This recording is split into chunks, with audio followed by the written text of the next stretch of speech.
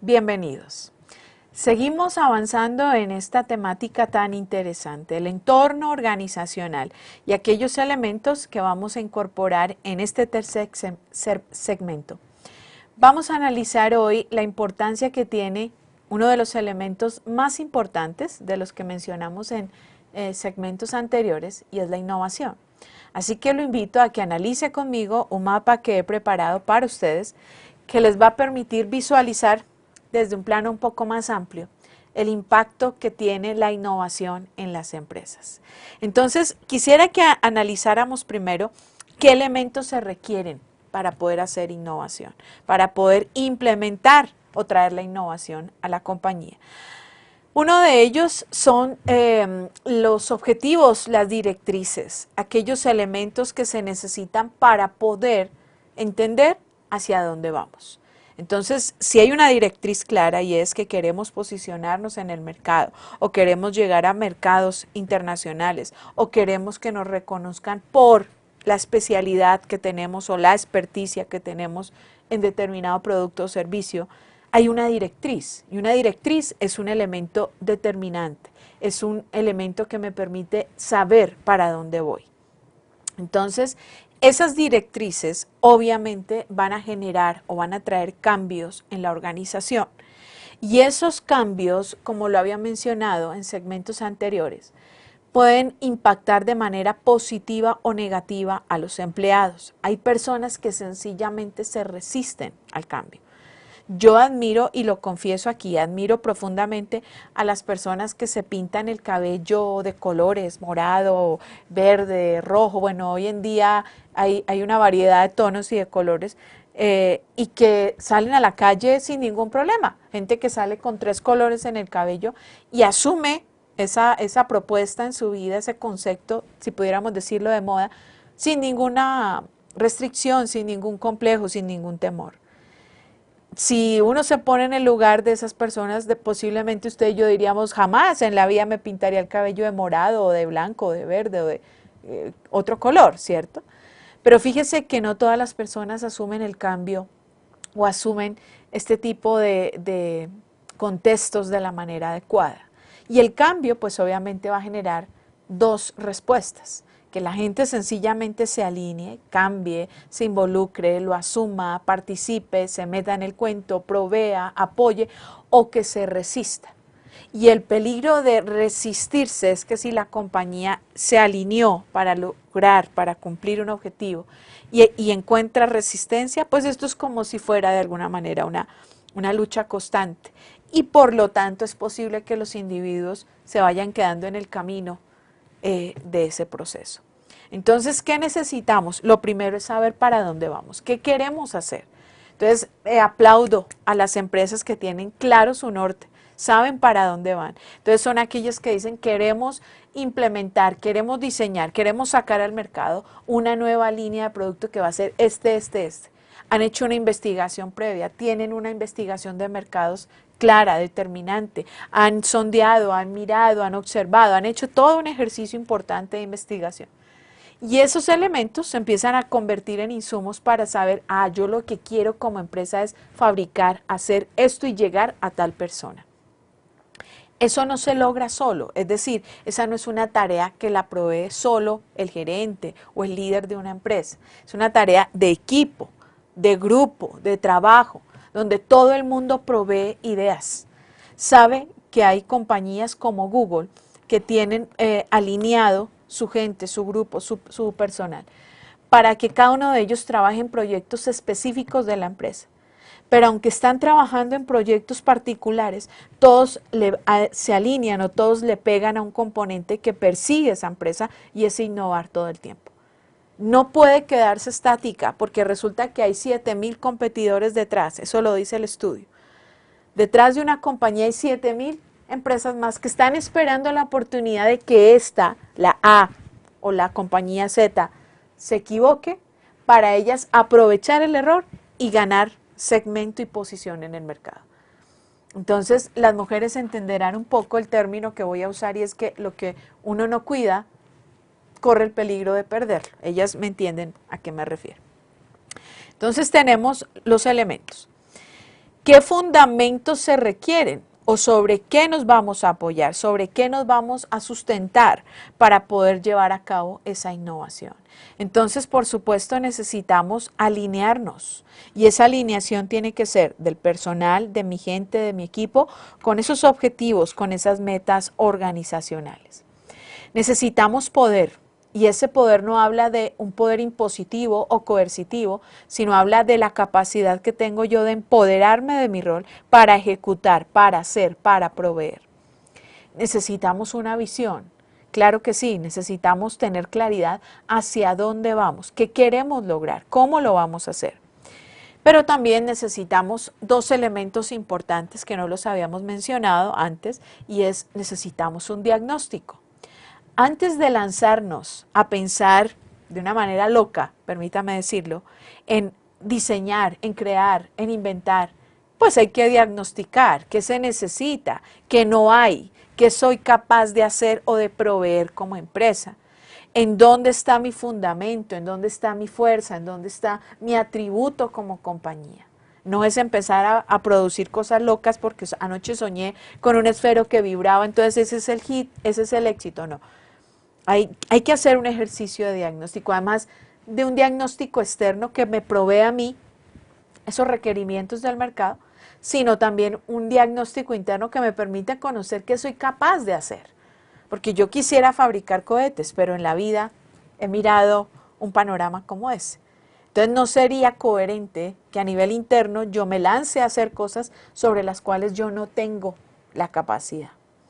Y por supuesto aquí hablamos de estrategia. Entonces ahí es cuando ya el equipo se reúne, esa unidad de la compañía o esa área o ese equipo de investigación y desarrollo, se empieza a unir para empezar a diseñar lo que podría ser una estrategia para llegar a ese punto que anhelan o desean como empresa. Entonces, ¿queremos fabricar el producto que va a revolucionar el mercado? ¿O queremos sacar el servicio que va a revolucionar el mercado? Ok, ¿cómo lo vamos a hacer? Para eso existe una estrategia, para eso existe un elemento importante y lo vamos a hacer a través de esto, necesitamos una alianza, necesitamos capacitarnos en esto, necesitamos que la gente haga tal cosa. Hay una estrategia, hay un elemento estratégico detrás de eso. Obviamente, pues como todo, cuando nos lanzamos a hacer o a desarrollar este tipo de proyectos, nos vamos a ver enfrentados a riesgos, así como usted y yo los asumimos en la vida, ¿verdad? También en este contexto existen riesgos.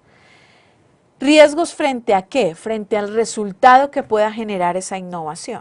Entonces, vamos a pensar que sacamos el superproducto al mercado, pero es posible que hayan o se empiecen a generar, antes de sacar ese producto, se empiezan a generar expectativas en la empresa.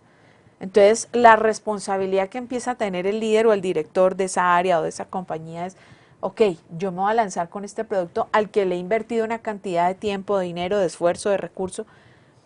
La expectativa es que me voy a llenar de plata con esto, o la expectativa es que me van a conocer en el mundo, o la expectativa es que voy a poder ser más fuerte en el mercado. Hay una expectativa, ¿cierto? Y a veces el riesgo es que la misma expectativa empiece a debilitar un poco la idea, porque entonces entra una premisa, entra un elemento fuerte y es el miedo, es el temor. Ok, pero si yo no logro llegar al hit, si yo no logro llegar a ese país, pero si no logro vender, pero si no me compran, pero si me lo devuelven, pero si no les gusta, entonces empieza un ejercicio fuerte ahí. Y ahí aparece la inteligencia emocional. Y es el temor o el miedo que hay. Y eso está de la mano, o a veces se genera o se da por esa expectativa que se genera de una manera prematura. A veces la falta de recompensa, y cuando digo recompensa no necesariamente es dinero, un riesgo o un elemento que puede estar a veces en contra o que puede frenar el desarrollo normal de los proyectos de innovación, es que en ese grupo, en ese equipo o en esas personas que proveen ideas con frecuencia, no exista un elemento o un estímulo claro o determinado. Entonces usted y yo sabemos que los seres humanos caminamos, nos movemos, hacemos, pensamos por estímulos. Y más si todo el tiempo estamos trabajando con esta máquina que es maravillosa, para proveer o para generar ideas necesitamos algo que nos permita hacerlo. Entonces, cuando hay un estímulo de por medio es como si se disparara la creatividad o la innovación en las personas. El estímulo o la recompensa no solamente es dinero. Claro que sí, es importante y usted y yo lo sabemos. Pero ¿qué pasa si la recompensa va un poco más allá, hacia el reconocimiento, hacia el posicionamiento dentro de una compañía, hacia un ascenso, hacia una promoción, hacia un intercambio? Incluso hay empresas que continuamente mueven a ese equipo de innovación o de investigación a otros países a que se capaciten, a que vean otros modelos de negocio, a que traigan ideas, a que analicen, a que investiguen. Esa es una recompensa.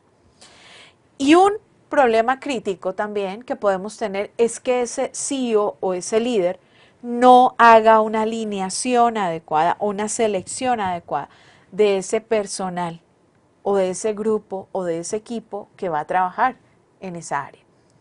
Yo, y con todo el respeto que todos los que me escuchan en este momento se merecen, como líder, yo no puedo involucrar personas pasivas en un equipo de innovación.